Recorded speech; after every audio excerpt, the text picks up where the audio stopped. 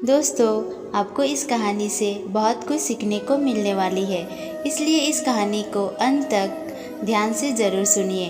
तो चलिए इस कहानी की शुरुआत करते हैं। दोस्तों, इस कहानी की शुरुआत होती है एक बिजनेसमैन से, जो अपने बिजनेस को लेकर काफ़ी चिंता किया रहता था कि क्या होगा आगे आने वाले कल में और कैसे काम आगे बढ़ेगा और उनका इस व्यवसाय को उनका बच्चा संभाल पाएगा या नहीं। दोस्तों, इस बिजनेसमैन का एक लड़का भी था जो उससे काफ़ी बार कहता रहता कि पापा, आप मुझे इस बिजनेस को संभालने का एक मौका दीजिए, क्योंकि अब मुझे भी बिजनेस करना आ गया है। लेकिन वे व्यक्ति कभी भी अपने बेटे को मौका नहीं देता। दोस्तों, एक दिन इस बिजनेसमैन को दिल का दौरा पड़ जाता है और उसके चलते उनको हॉस्पिटल में भर्ती किया जाता है। जैसे ही ये खबर उनके बेटे को पता चलती है, उनका बेटा दौड़कर हॉस्पिटल में पहुंचता है। बेटा हॉस्पिटल में पहुंचने के बाद उसने ये देखा कि उसके पापा अब एडमिट है और डॉक्टर्स ने उसे ये कहा कि आपको पापा अब पहले से थोड़ा ठीक है और धीरे धीरे करके वे अब रिकवर हो जाएंगे। फिर उस लड़के ने अपने एक दोस्त को कॉल करके वहाँ पर बुला लिया। फिर उसका दोस्त वहाँ पर आता है और उसे पूछता है कि क्या हुआ भाई।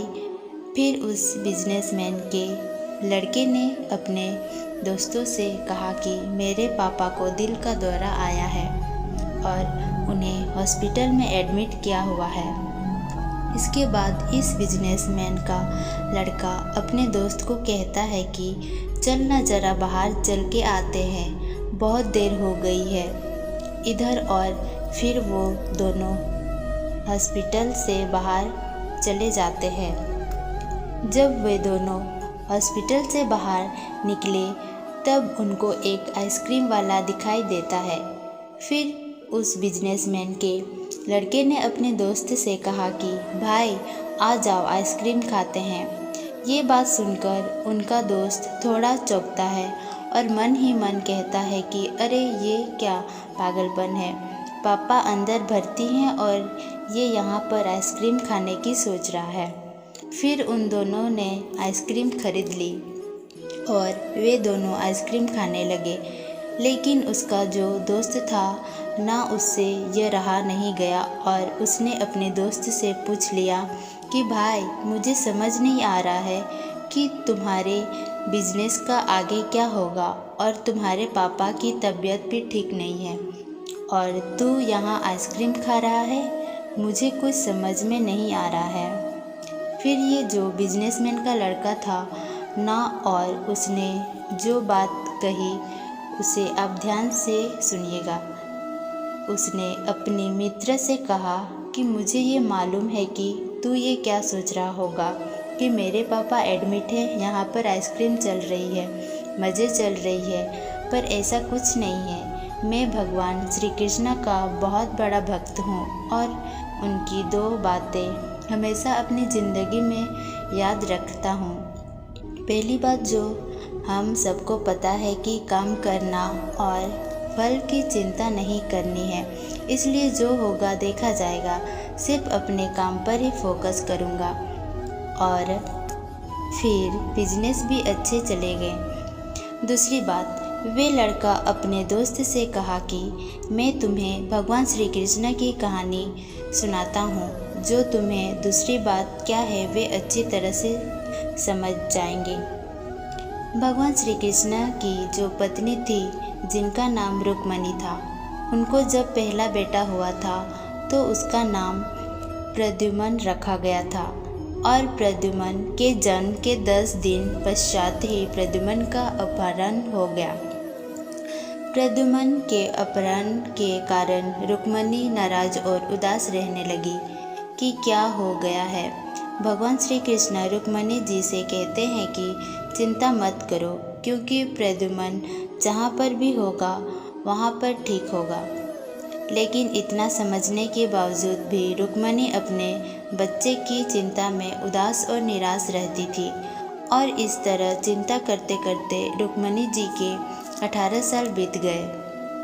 18 साल के बाद द्वारका में जो प्रद्युम्न की वापसी हुई, और जब प्रद्युम्न द्वारका में वापस आए तो उनके साथ में उनकी पत्नी मायावती भी थी। अब समस्या ये थी कि मायावती की उम्र प्रद्युम्न से 20 साल ज़्यादा थी। वहाँ रुक्मणी पहले तो खुश हुई कि बच्चा वापस आ गया, और फिर से दुखी हो गई क्योंकि इतनी बड़ी लड़की से शादी की। इसलिए रुक्मणी फिर से भगवान श्री कृष्ण से जाकर कहने लगी कि ये क्या हो गया।